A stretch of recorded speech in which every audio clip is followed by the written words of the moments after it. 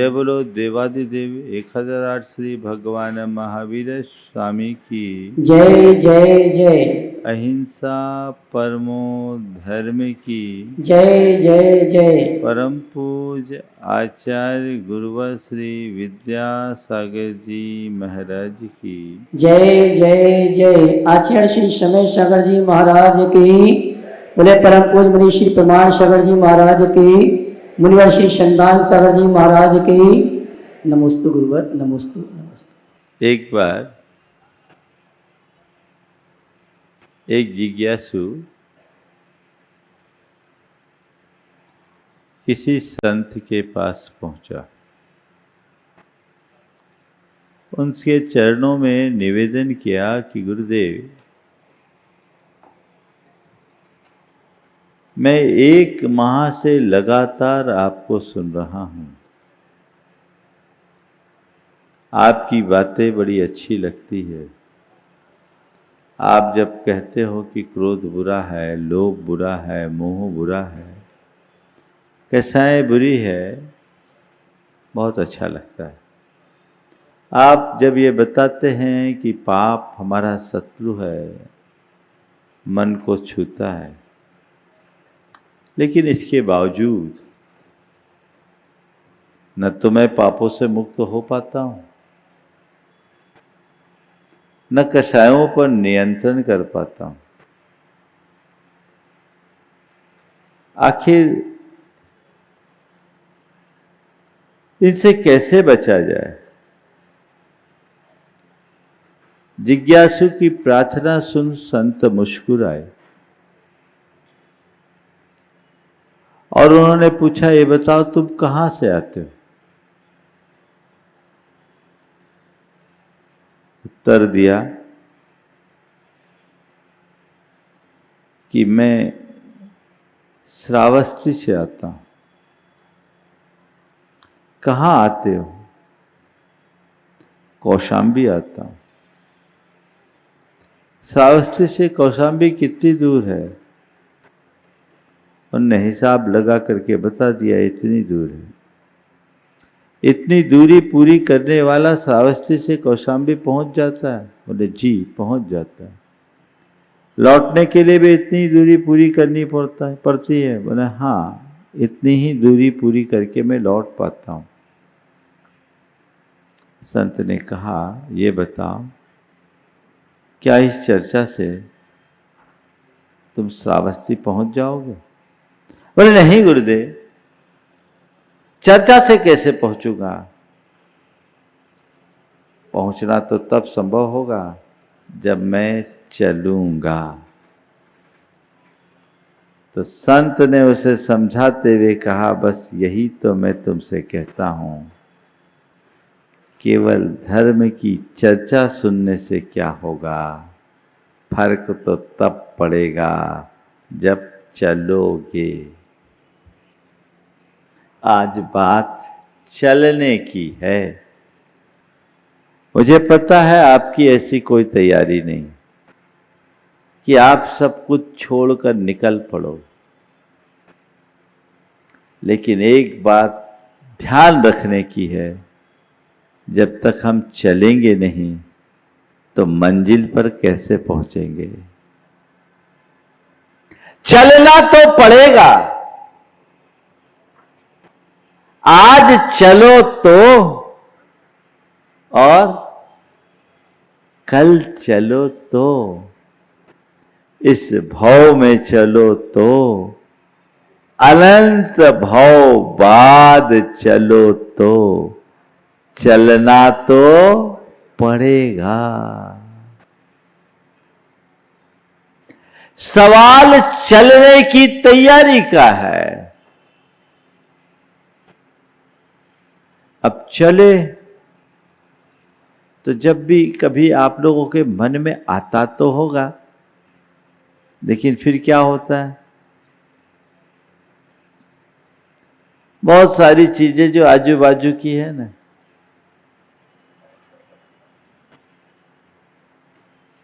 वो आपको जकड़ना शुरू कर लेती है। एक बार एक ने कहा, महाराज मेरा किसी से राग नहीं। थोड़ा स्वाध्यायी था और मुझे बता रहा था महाराज मेरा किसी से राग नहीं है। हमने कहा बहुत अच्छी बात है, ये थोड़ा मोबाइल यहीं रख दो। बोले महाराज वो तो जरूरी,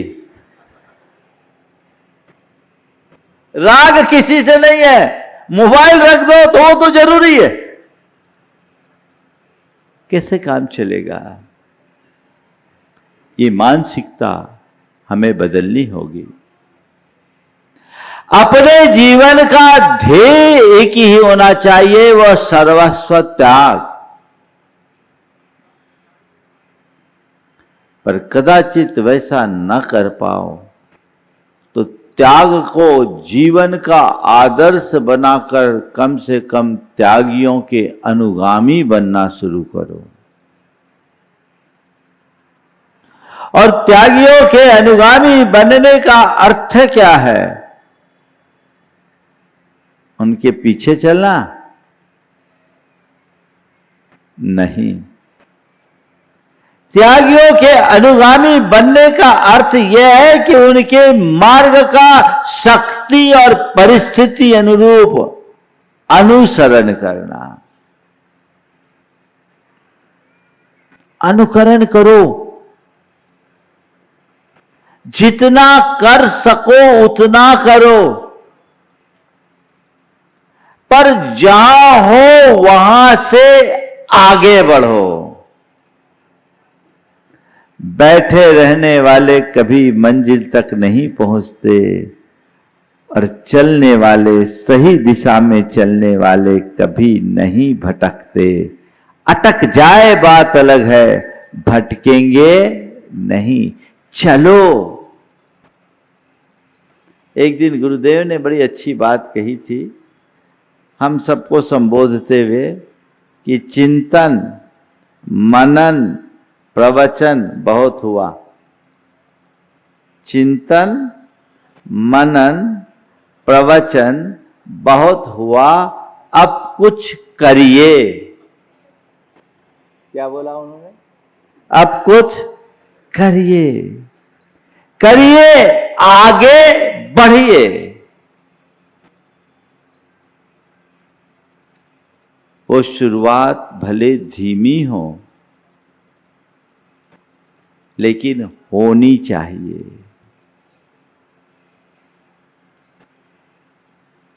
सवाल ये नहीं है कि आप 100 किलोमीटर की रफ्तार से चल रहे हैं या 10 किलोमीटर की रफ्तार से चल रहे हैं।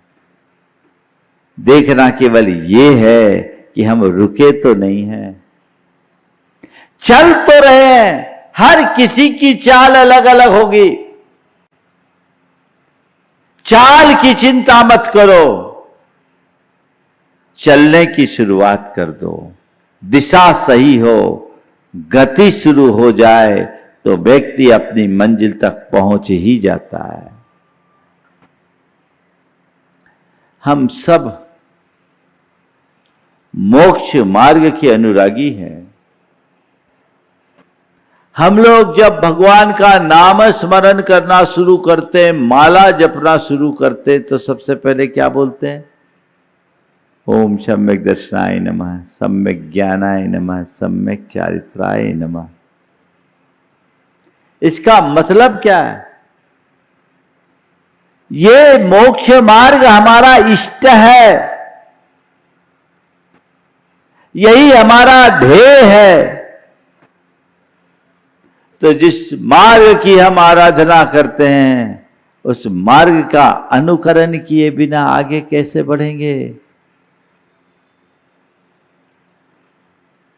चलना तो शुरू करें।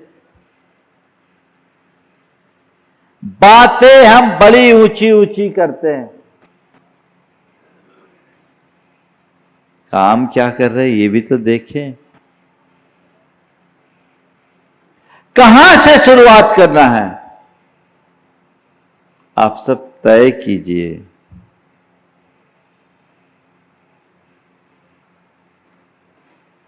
गुरुदेव ने मूक माटी में लिखा है, आवरण के सामने आते ही प्रायः नयन थम जाते हैं।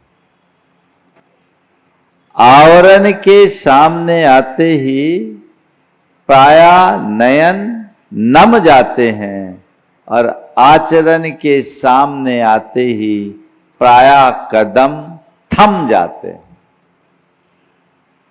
सामने आवरण हो जाए आंखें झुक जाएगी और जब आचरण की बात आए कदम रुक जाएंगे।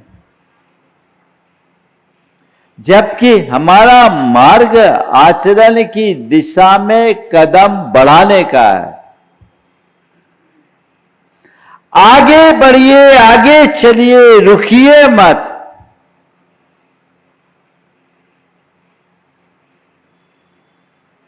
चार बातें: चलना, चलाना, रुकना, रोकना। क्या है? चलना, चलाना, रुकना, रोकना। आप लोग और हम लोगों में ज्यादा अंतर नहीं। एक गृहस्थ कौन है जो खुद रुका हो और रोकने में आनंदित हो? और साधु कौन है जो खुद चले और चलाने में आनंदित हो? अब बिल्कुल विषमता है। आप रुकने और रोकने में आनंदित कर रहते हो और हम चलने और चलाने में आनंदित हैं। अब कैसे तालमेल बने? एक दिन गुरुदेव ने बड़ी बात कही कि जिसका तन रुका हो और मन चले वो गृहस्थ। जिसका तन रुका हो, मन चले वो गृहस्थ, और जिसका मन रुका हो, तन चले वो साधु। बस ये एक संगति बिठाइए। जीवन की दिशा मोड़ने की आवश्यकता और अपेक्षा है। हम चलना शुरू करें। और आज मैं आप सबको एकदम नीचे से ले जाना शुरू करता हूं। कहां से चलना शुरू करें? धर्म की कक्षा में प्रवेश करने वाले को सबसे पहला काम है कुलाचार का पालन। क्या बोला मैंने? कुलाचार का पालन। कुलाचार का मतलब क्या है? हमारे कुल क्रमागत जो संस्कार है उनका दृढ़ता से अनुपालन।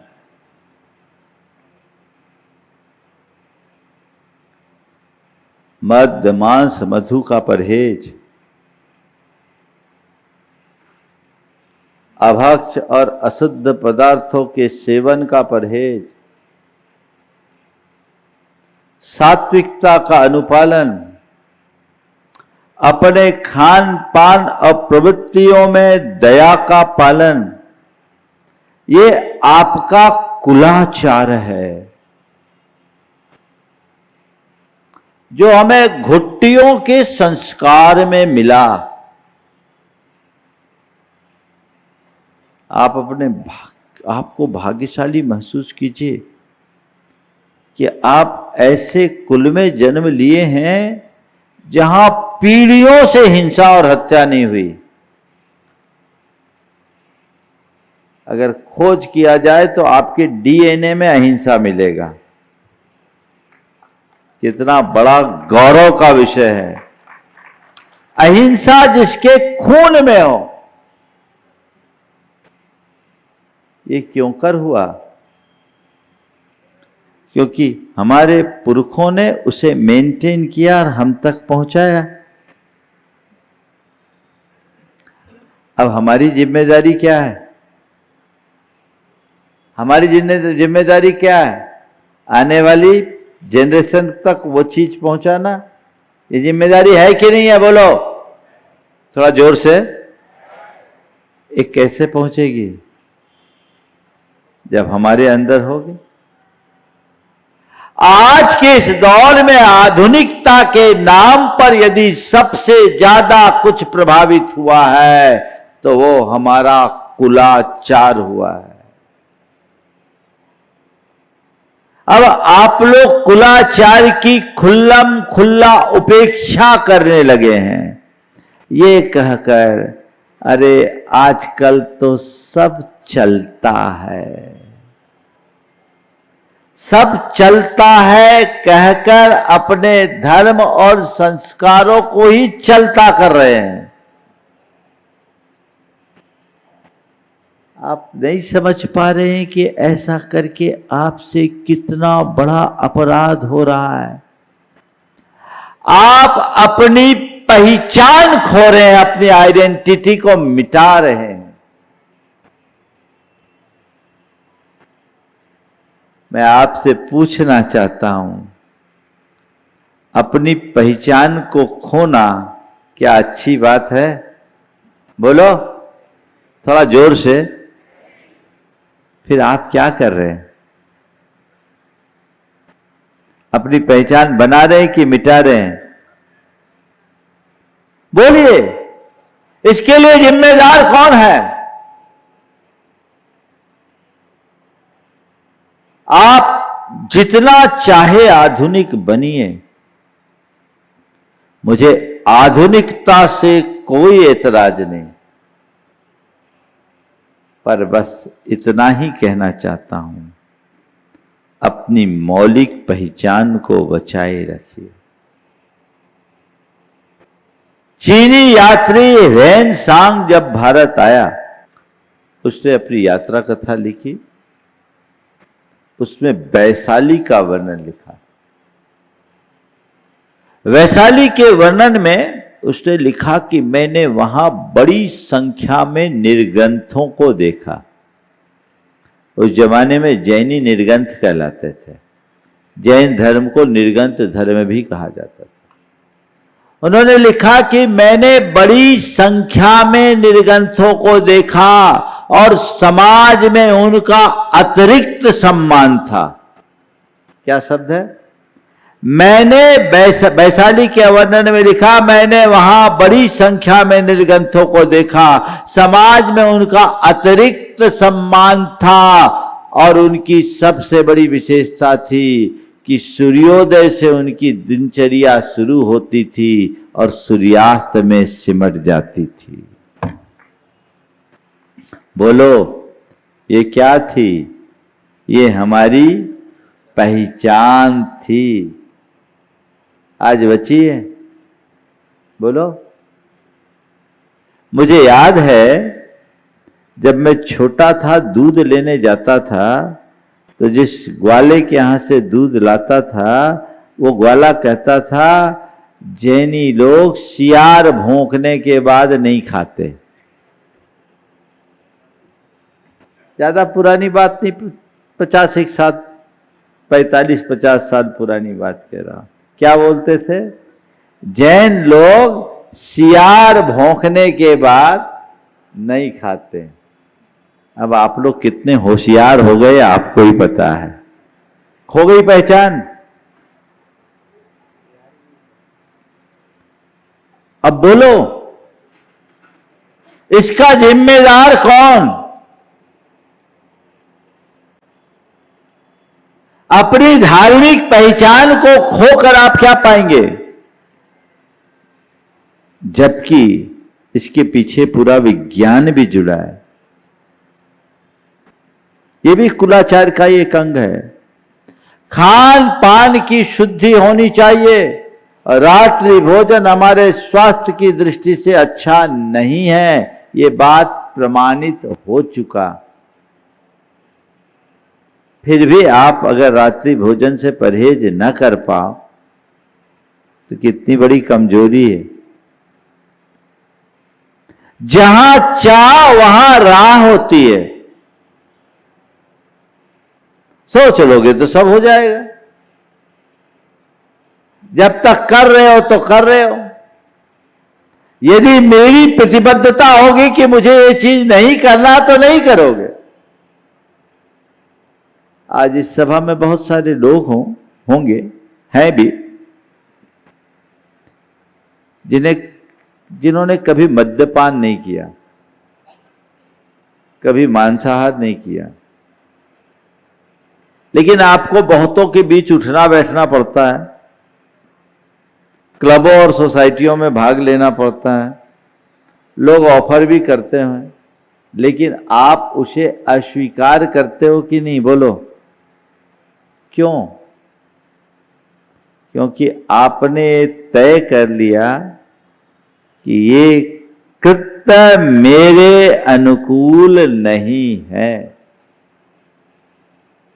आप उससे दूर हो गए, और जिसको आप एक्सेप्ट कर लिए आप उसको पकड़ लिए। आज रात्रि भोजन आपके लिए सामान्य सी बात होगी, भैया चलता है। कल शराब भी सामान्य सी बात होगी, और जिनके यहां चलने लगा उनके लिए यहां तो हो ही गया है। कुलाचार की बात आपसे क्या करूं? मैं तो हमेशा कहता हूं, जब तक कुलाचार है तब तक सदाचार है। जहां कुलाचार खत्म वहां दुराचार पक्का। और ये चीजें धीरे धीरे आम होने लगी है। बहुत सारे कथित जैन परिवारों में मद्यपान की प्रवृत्ति आम हो गई। अभी कुछ दिन पहले एक घटना मुझे किसी ने सुनाई कि पिता की 25वीं वर्षगांठ में बेटा शराब की पैक चढ़ा रहा था, बाप बेटे दोनों मिलकर के पी रहे थे। ये किसकी बात कर रहा हूं मैं? ये आपकी समाज की बात कर रहा हूं।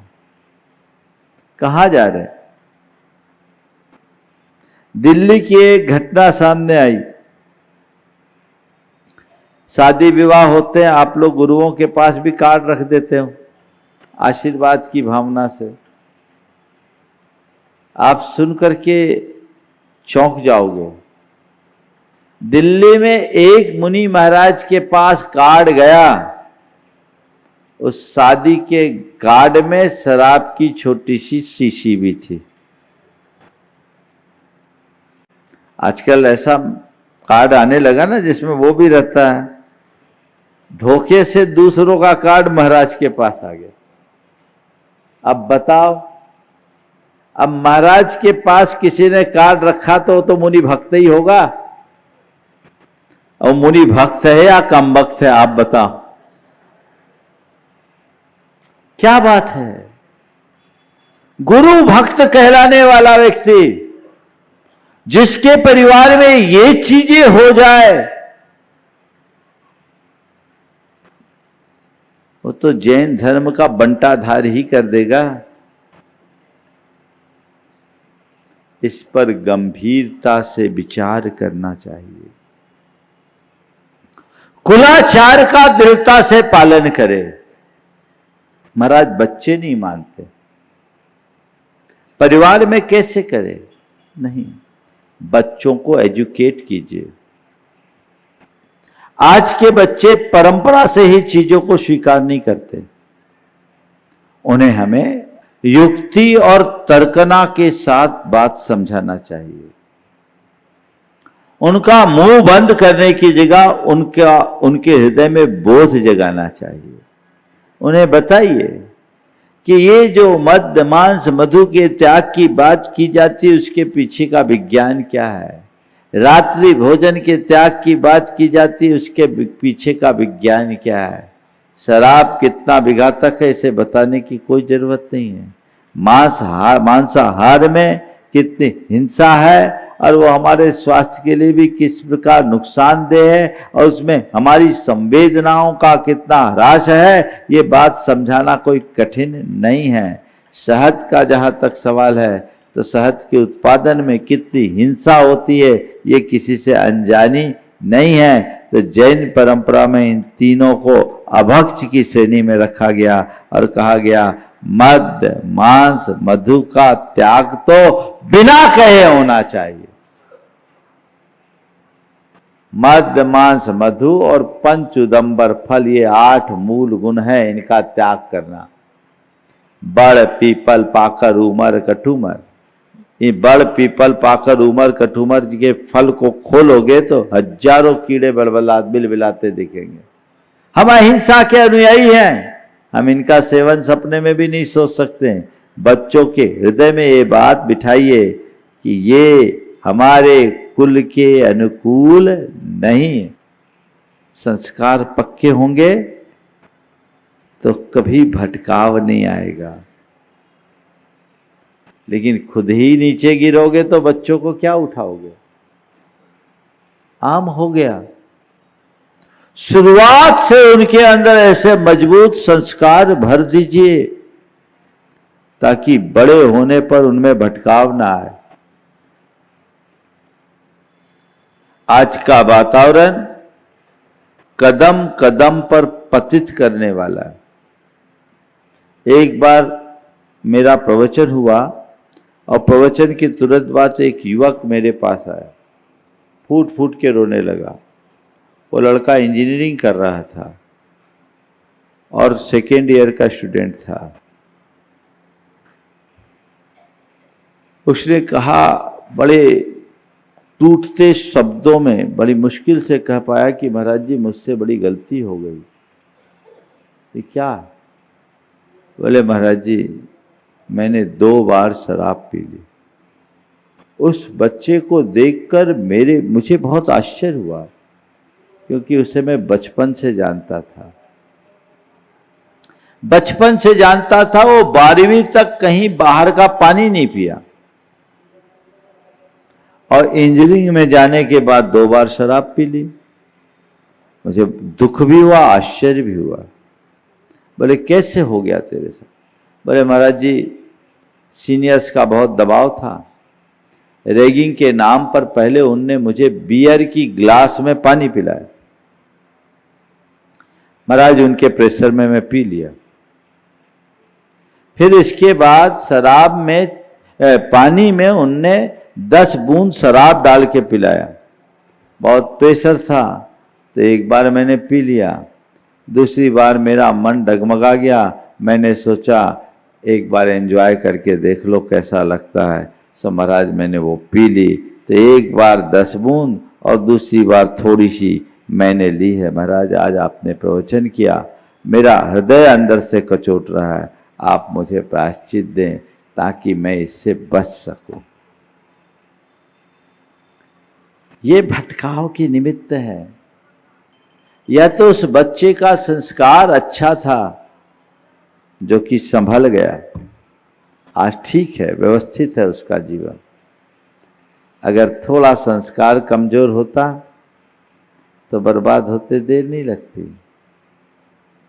इसकी उलट एक दूसरा उदाहरण, सम्मेद शिखर जी में मेरे पास एक परिवार आया। उनका बच्चा बहुत ब्रिलियंट IIT कर रहा था और दोस्तों के चक्कर में फंसा, ड्रग एडिक्शन में फंस गया। पूरा एक स्कैंडल खुला जिसमें वो संलिप्त था। पूरा परिवार परेशान कि इसे कैसे रुके। फंस गया, बुरी तरह फंस गया। मैंने बातचीत में पूछा क्या हुआ, तो देखो माँ बाप की गलती कहाँ होती है। जब इसको वहां भेजा, रैगिंग चल रही थी, इस तरह की बातें इसको जब प्रेरित की जा रही थी, बच्चे ने घबरा करके बोला तो माँ बाप बोले हम लोगों से गलती हो गई। हमने कहा बेटा तुझे IIT करना है, थोड़ा टॉलरेट करो और थोड़ा एडजस्ट करो। हमारी ये उल्टी सीख इस बच्चे का पूरा भविष्य बर्बाद करती। टॉलरेट करो, एडजस्ट करो। धन्य है वह अपना माथा पकड़ करके बैठे थे, सिर ठोक रहे थे कि हमने कितना बड़ा कृत्य कर लिया अपने बच्चे के भविष्य के साथ खेलकर।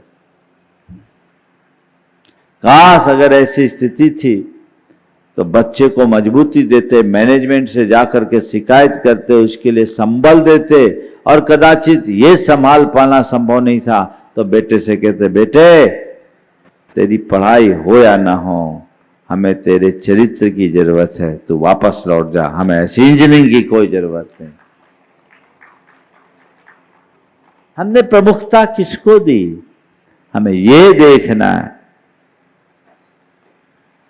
तो कुलाचार का दृढ़ता से पालन आपके धार्मिक जीवन की सबसे पहली शुरुआत है। यह सुनिश्चित कीजिए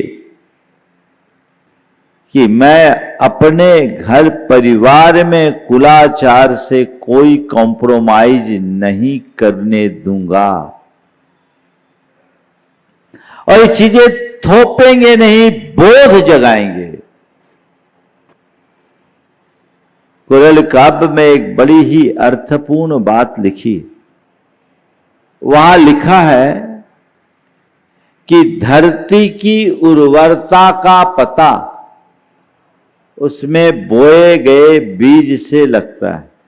धरती कितनी उपजाऊ है, बीज बोते हैं, उसमें उगने वाली फसल से लगता है कि धरती कितनी उपजाऊ है। तो धरती की उर्वरता का धरती की उर्वरता का पता उसमें उगने वाली फसल से लगता है। वैसे ही मनुष्य के आचरण से उसके कुल का पता चल जाता है। आप देखिए, आज आप लोग एयरलाइंस के माध्यम से एक जगह से दूसरी जगह जाते हैं, 5 स्टार होटलों में रुकते हैं, आपको जैन फूड अलग से ऑफर किया जाता है, जैन थाली अलग से ऑफर की जाती। किसके बदौलत? बोलिए, ये क्यों मिल रही है? बताइए। हाँ, आपकी प्रतिबद्धता के परिणाम स्वरूप मिल रही। और जैन होकर के भी यदि आप खुद उसकी उपेक्षा करोगे तो चीजें आगे चल पाएगी क्या? बोलो, ये जिम्मेदारी किसकी है? इसे प्रमोट करना चाहिए कि नहीं करना चाहिए? छोटी छोटी बातें, हम आप दीक्षा कल्याणक में राग वैराग की बात तो क्या करें, वो तो मध्याह्न में देखूंगा, लेकिन कम से कम कुलाचार पर तो दृढ़ता रखिए। इसमें कोई कमी मत होने दीजिए। दूसरी बात, जीव दया का अनुपालन। हमारी हर प्रवृत्ति में दया होनी चाहिए। हमारे धर्म का मूल तत्व दया है। धर्मस्य मूलम दया। आज दया भाव महज औपचारिक हो गई, दया भाव महज औपचारिक बन गया। अब आप तो किसी भूखे को 2 केला देते हो तो उसको भी फेसबुक और व्हाट्सएप में पहले दिखाते हो। अंदर की जो संवेदना है वो दिनों दिनों विलुप्त हो रही है।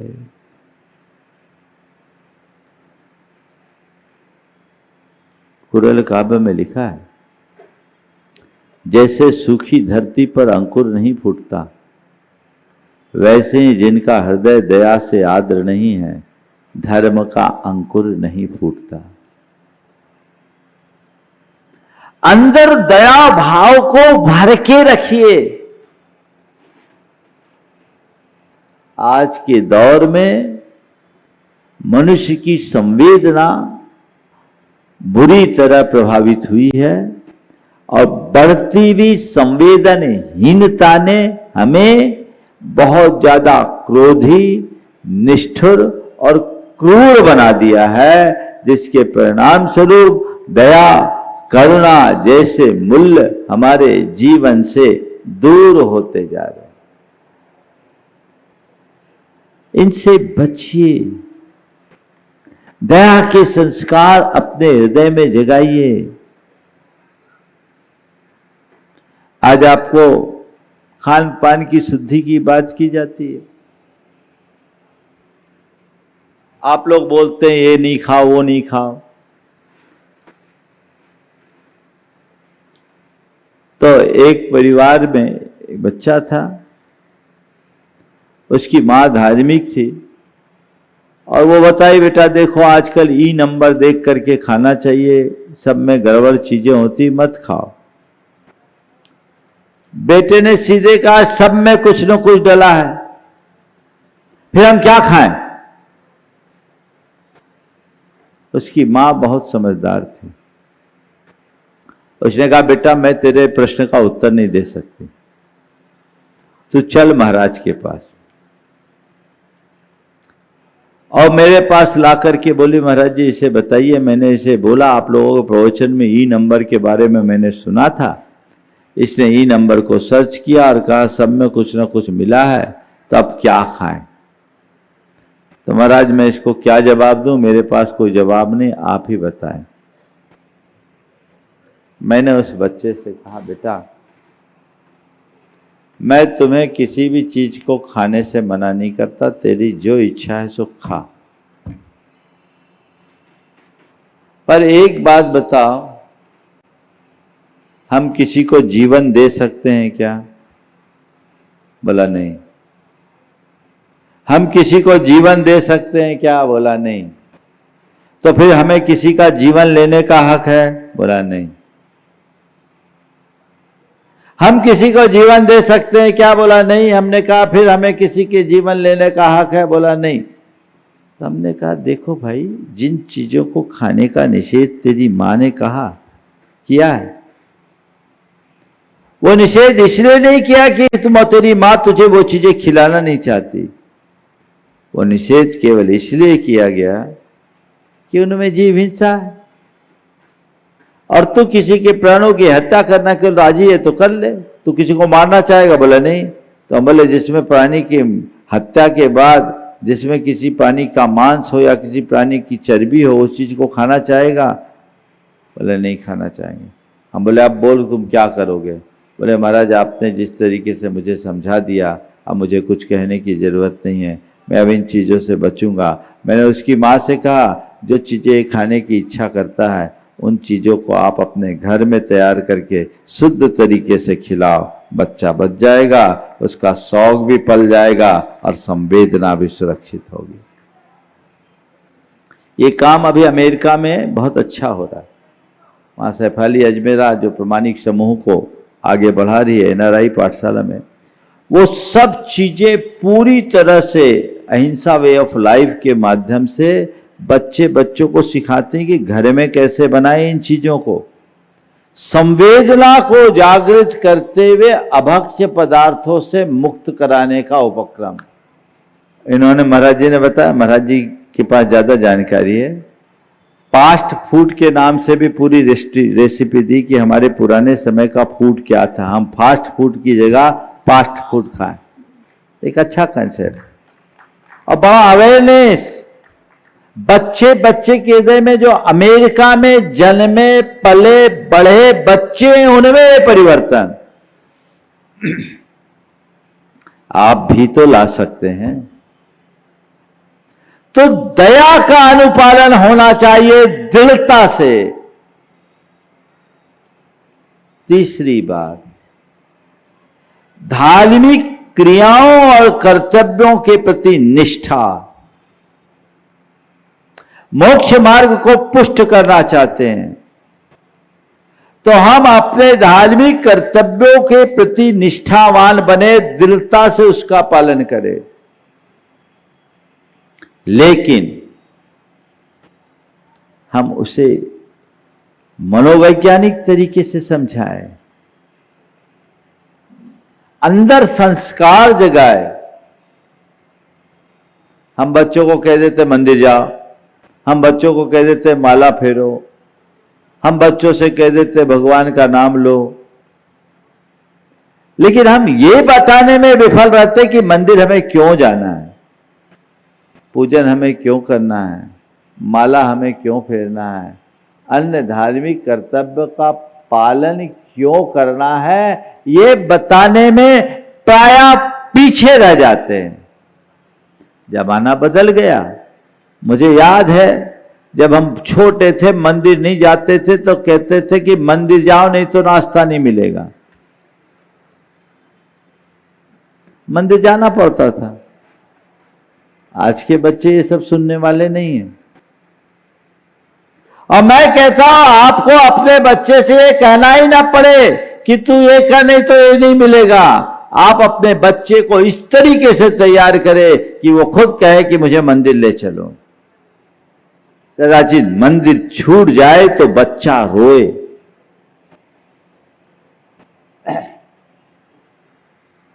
वही उसके अंदर ऐसा भाव बोध जगाइए, ऐसे संस्कार जगाइए, मंदिर को जीवन का अंग बनाइए,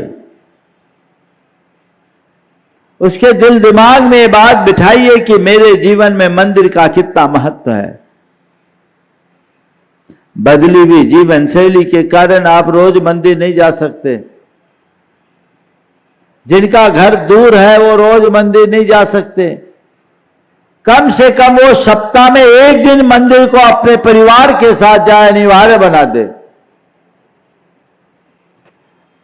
आपके घर परिवार में अपने उसूलों में दृढ़ता कम दिखती है। कदाचित कोई नियम ले लिए, टूट गया, अरे चलता है। छोटा बच्चा अगर कोई नियम लेने को तैयार हो, अरे अभी से मत लो, ले लिया कोई बात नहीं, चलता है, मामला बिगड़ जाता है। फिर वो मजबूती से उनका पालन करने में तत्पर नहीं होता, उसमें भटकाव भी आता है। तो ये सब चीजें यदि घर घर में आ जाए, कुलाचार का पालन, जीव दया का पालन, नियमों में दृढ़ता, अंदर संवेदनशीलता जगाए, तो चीजों धार्मिक कर्तव्यों के प्रति निष्ठा, कुलाचार का पालन, जीव दया का पालन, धार्मिक कर्तव्यों के प्रति निष्ठावान बनाए और नियमों के प्रति दृढ़ता बनाए। आपका घर सुदृढ़ होगा। अपने जीवन में इन सब बातों को जोड़िएगा तो आगे बढ़ पाइएगा। मैं सभी से कहना चाहता हूं, पहली क्लास में मत रहिए, आगे बढ़िए। उम्र पार करने के बाद भी आप देखिए, जहां 30 बरस पहले थे वहीं आज हैं, तो क्या होगा। आपने अपना फाइनेंशियल ग्राफ बहुत ऊंचा बढ़ा दिया, आपने अपनी सामाजिक पहचान भी आगे बढ़ा ली, पर धर्म के क्षेत्र में कहाँ आपको ये भी देखना है, वहां से कुछ आगे बढ़ने की कोशिश करनी चाहिए। हरिवंश राय बच्चन की इन पंक्तियों के साथ मैं विराम लूंगा। कुछ लिख के सो, कुछ पढ़ के सो, कुछ लिख के सो, कुछ पढ़ के सो, जिस जगह जागा सवेरे उस जगह से बढ़ के सो, एक सीढ़ी चढ़ के सो। कुछ लिख के सो, कुछ पढ़ के सो, जिस जगह जागा सवेरे उस जगह से बढ़ के सो, एक सीढ़ी चढ़ के सो। सभी एक सीढ़ी चढ़ने की तैयारी कीजिए, आगे बढ़िए, ताकि हम अपने नर भाव को सफल और सार्थक बना सके, अपने धार्मिक जीवन को पुष्ट कर सके। बोलिए अहिंसा परमो धर्म। जय बोलो देवादिदेव 1008 श्री भगवान महावीर स्वामी की, अहिंसा परमो धर्म की। परम पूज्य आचार्य गुरुवर श्री विद्यासागर जी महाराज की, परम पूज्य गुरुवर प्रमाण सागर जी महाराज की।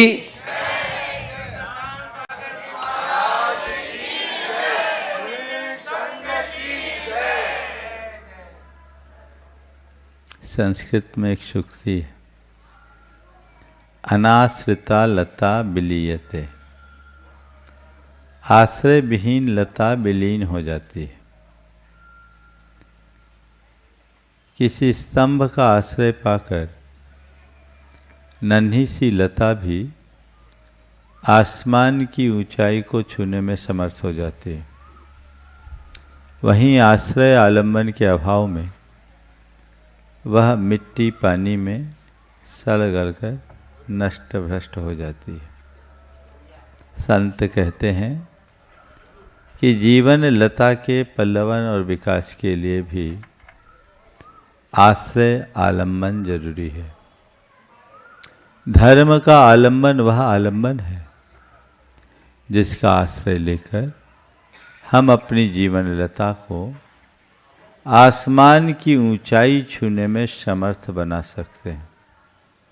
और वहीं आश्रय के अभाव में हमारा यह जीवन विषयों के दलदल में सड़ गलकर नष्ट भ्रष्ट हो जाता है। यदि अपने जीवन का समुचित विकास करना चाहते हैं तो सबसे बड़ी ज़रूरत है धर्म के आलंबन की। जो धर्म को धारण करता है उसका उद्धार होता है, और जो धर्म से विमुख होता है उसका पतन होता है। हमारे हृदय में 4 बातें आनी चाहिए। हमारे अंतरंग में धर्म उतरे, उसके लिए 4 बातें जीवन में घटित करो। सबसे पहली बात है श्रद्धा, दूसरी बात है भक्ति, तीसरी बात है सेवा, और चौथी बात है समर्पण। श्रद्धा, भक्ति, सेवा और समर्पण, ये 4 ऐसे गुण हैं जो हमारे जीवनोत्थान के आधार हैं। धर्म के क्षेत्र में सबसे पहली आवश्यकता है श्रद्धा की। अंतरंग में श्रद्धा प्रगाढ़ हो। किस पर श्रद्धा? देव भगवान पर श्रद्धा, गुरु पर श्रद्धा, धर्म पर श्रद्धा, अपनी आत्मा पर श्रद्धा। श्रद्धा का मतलब क्या?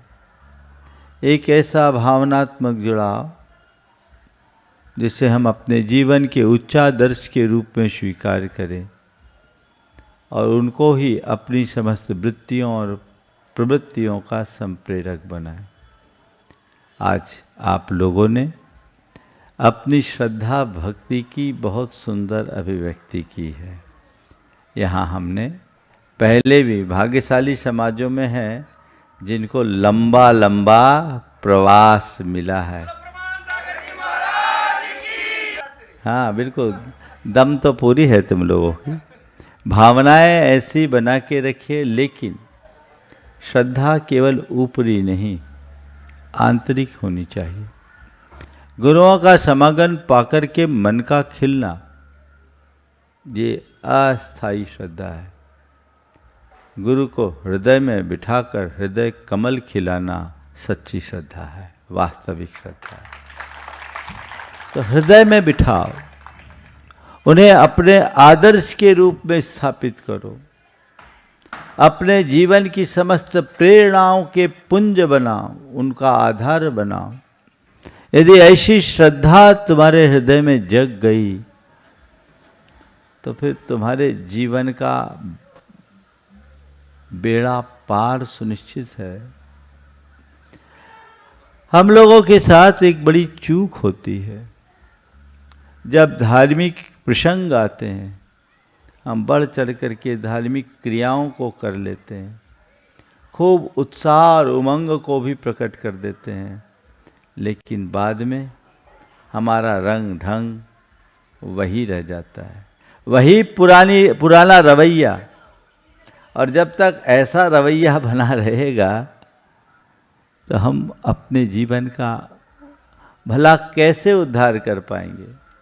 हमें खुद को बदलने के लिए तैयार होने की ज़रूरत है। हम खुद को बदले, खुद के अंदर परिवर्तन घटित करें, जिससे जीवन में व्यापक बदलाव आ सके, जीवन का रस ले सके। तो अंदर की श्रद्धा बहुत दुर्लभ है। बाहर श्रद्धा प्रकट करना और अंतरंग में श्रद्धा होना बहुत कठिन है। तो अंतरंग में श्रद्धा रखो। आप लोग कहते जरूर हो कि हमें भगवान पर श्रद्धा है, कहते जरूर हो कि गुरु को पर श्रद्धा है, धर्म में श्रद्धा है, लेकिन सच्चाई यही है कि जीवन व्यवहार में हम उसे झुठलाते रहते हैं। कैसी श्रद्धा होनी चाहिए? गुरु ने शिष्यों से कहा, पढ़ाई पूरी करने के बाद गुरु कुछ उदास थे। शिष्यों ने पूछा, गुरुदेव आप उदास क्यों? गुरु ने कहा, क्या बताऊं, बेटी जवान हो गई, उसके हाथ पीले करने हैं, उसका विवाह करना है, मेरे पास कोई व्यवस्था नहीं है। शिष्यों ने कहा, आप थोड़ा भर संकेत कर देते, हम तो रुपयों की बौछार लगा देते। गुरु ने कहा, नहीं, ऐसा करने में मेरा मान गल जाता है। मैं लोगों के बीच अपनी दरिद्रता को प्रदर्शित करना नहीं चाहता। तो शिष्यों ने कहा, गुरुदेव ठीक है, आप चिंता मत करें, हमारे घर में विपुल धन है, हम बिना बताए ले आएंगे। बोले, देखो यदि तुम लोग ऐसा कर सकते हो तो ले आना, पर मेरी एक भावना है कि ये पैसा सब लोग लाए थोड़ा थोड़ा, और ऐसा लाए कि कोई देख ना पाए। सब लेकर आए, पर ऐसा लेकर आए कि कोई देख ना पाए। यदि कोई देख लिया तो वो पैसा मेरे लेने योग्य नहीं होगा। दूसरे दिन सारे शिष्यों ने रुपयों का ढेर लगा दिया। एक नगर सेठ का बेटा खाली है, उससे पूछा, तुम कुछ लाए? बोले, गुरुदेव ला नहीं सका। क्यों? तुम्हें अवसर नहीं मिला? अवसर मिला। फिर क्यों नहीं लाए? आपकी शर्त पूरी करने में असमर्थ था। बोले, क्यों? बोले, मैंने कई बार लोगों से नज़र बचाकर पैसे इकट्ठे किए, उन्हें उठाना चाहा, फिर इधर उधर देखा, कोई देख तो नहीं रहा है। तो तभी मुझे ख्याल आया, और कोई या देखे या न देखे, मैं तो देख रहा हूँ और भगवान तो देख रहा है। गुरुदेव, जब दो दो लोग देख रहे हैं तो उससे फिर मैं आपके पास कैसे लाता? गुरुदेव, इसलिए मैं नहीं ला पाया, मैं शर्मिंदा हूँ।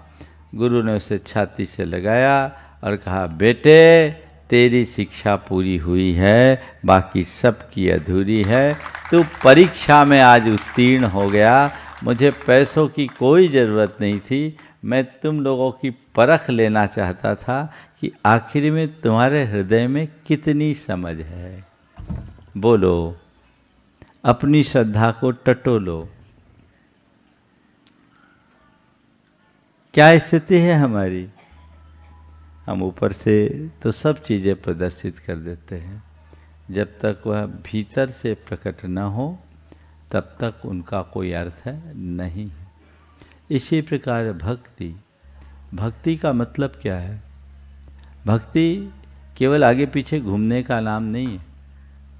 भक्ति का मतलब है आंतरिक अनुराग, भाव विशुद्धि युक्त अनुराग। अगर किसी के प्रति अनुराग होता है तो हृदय उससे के पास बैठने को उमड़ता है, उसके आदर्शों को आत्मसात करने की ललक प्रकट होती। ये उमंग और ये उमड़न अंतरंग में प्रकट होनी चाहिए। गुणानुराग वास्तविक भक्ति है। वो अंदर आएगा तो हमारे जीवन में गुणात्मक परिवर्तन हुए बिना नहीं रहेगा। अपने जीवन में बदलाव लाना चाहते हैं तो वैसी भक्ति प्रकट करो। अभी दिखने वाली भक्ति तो बहुत दिखती है, उसमें कोई कमी नहीं है। जब नंबर आ जाए तो साडम वाले, गोमिया वाले, पेटरवार वाले एकदम आगे पीछे रीच जाते हैं। संख्या भले कम है पर दिखता तो बहुत है। पर मैं भगवान से प्रार्थना करता हूँ, भगवान जो बाहर दिख रहा है वो भीतर भी खिले, है ना। जो बाहर दिख रहा है वो भीतर भी खिले। जब भीतर खिलेगा तभी जीवन निखरेगा। इसलिए हमें चाहिए कि हम अपने आप को भीतर से बदलने के लिए सचेष्ट रहें। जब तक वो धारा नहीं होती तब तक हम अपना उद्धार नहीं कर सकते। तीसरी बात है सेवा। सेवा, हम गुरु की सेवा करते, भगवान की सेवा करते हैं, इनकी सेवा श्रद्धा भाव से करें, भक्ति भाव से करें, लेकिन जहाँ आवश्यकता पड़े दीन दुखियों की सेवा में भी कोई कमी न करें। दीन दुखियों की सेवा भी एक प्रकार से भगवान की सेवा के समान है। जहाँ जैसा अवसर आ जाए सेवा भाव जागृत रहना चाहिए। आजकल सेवा भाव में बड़ी कमी होने लगी, क्योंकि हमारी संवेदना क्षीण हो गई। अब दूसरों की सेवा तो बहुत दूर की बात है, घर वालों की सेवा करना भी लोगों के लिए बहुत कठिन सा हो गया। पहले सेवा भाव हमें संस्कारों में मिलते थे। किसी को खांसी चलती थी तो बाजू वाला उसकी पीठ सहलाने लगता था, चाहे वो कोई हो। और अब खांस के वो कितना भी हाँप ले, बाजू वाला अपना मोबाइल ही चलाता मिलेगा, उसको कुछ नहीं होगा। और ज़्यादा डिस्टर्ब होगा तो एक आध बार देखेगा और कहेगा डॉक्टर को दिखा लो, कोई दवाई ले लो। ये संवेदना की हीनता है। सेवा का संबंध अंतरंग से होना चाहिए, आत्मीय होना चाहिए, वो भावना अपने भीतर जगनी चाहिए।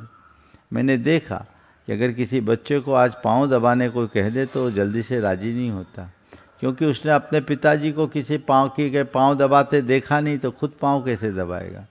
आप जो करेंगे आपकी पीढ़ियाँ उसे ही दोहराएगी। तो सेवा की परंपरा आपके घर से होनी चाहिए और बाहर तक निकलना चाहिए। और इसके साथ है समर्पण।